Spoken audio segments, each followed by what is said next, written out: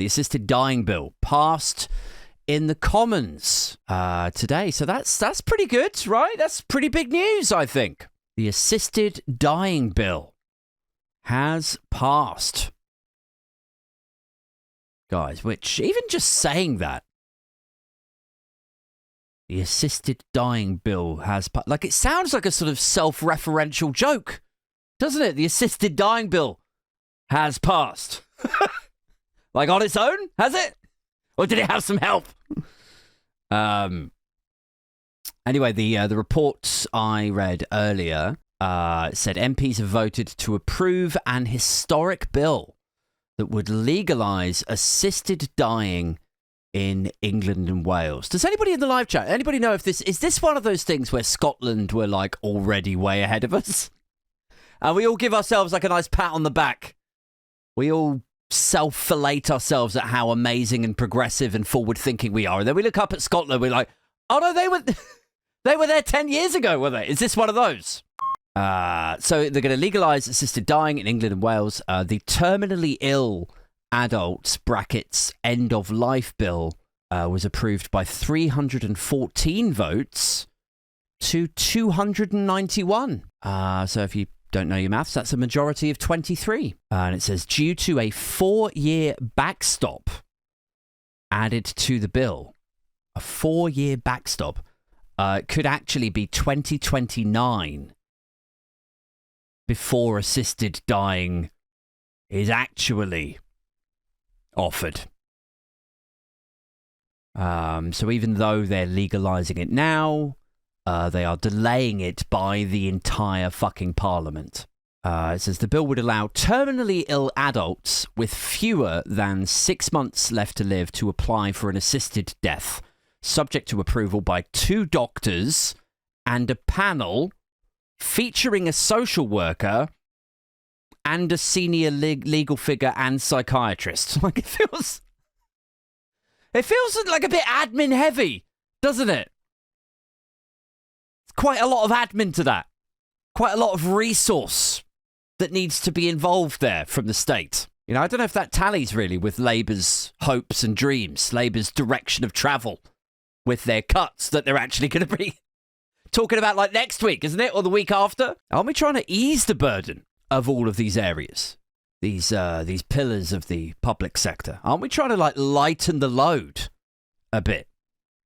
I mean, I suppose you could reasonably described the assisted dying bill as a way of lightening the load. Well, we'll keep it light. Let's not go down that road. That's too dark for this early in the podcast. Save that for the Q&A.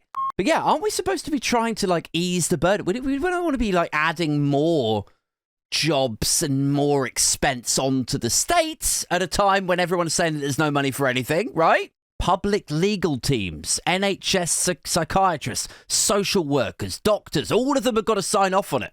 So, I don't know. I mean, it's an encouraging step forward, isn't it? Maybe if these provisions helped to get it through, to get it over the line, like I won't approve it. I'm not going to sign yes on this unless, and then it's like, well, you know, what if we did this? What if we put one of this in this provision and that clause? And we got all these people. Like maybe if these provisions helped get it over the line, then maybe it's okay. You know, we fine tune it later. We'll perfect it later. But for now, it's a nice step forward, isn't it? The assisted dying bill, making it legal to bring your own life to a close if you are terminally ill anyway. Do you think we're going to see the same pro-lifers who hang around like outside abortion clinics, hanging around now outside the Dignitas places? Because there's going to be Dignitas places now, isn't there?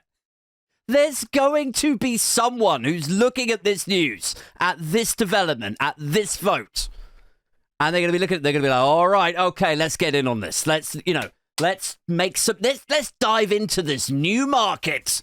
There's going to be somebody like that out there, isn't there? So like, are we going to see the same protesters who hang around outside Mary Stopes clinics now hang around outside these places too? Are we? You know, because it's all pro-life, isn't it? So life is precious. I mean, curiously enough, I don't think many of the pro-life, anti-abortion protesters spend much of their time flying to Texas to lobby to get rid of the death penalty. They don't seem too fussed about getting rid of the death penalty. Shockingly, there's actually quite an overlap of the people who are anti-abortion who are also pro-death penalty. I've never really been able to work that out, like square that circle. So are we going to see the same protesters who normally hang around outside the abortion clinics now hanging around outside the Dignitas place or whatever it is? Or is it not worth the train fare for them? Like, if the people that you're hounding are going to be dead in 8 months' time anyway, like, is it just not worth it? Is it not worth the train fare for you then? You know, you stood outside the clinic in Marble Arch or whatever. You're like, don't go in there because all life is precious. The guy turns around and goes like, I mean, I'm gonna be dead within a year anyway. And you're like, well, all right then.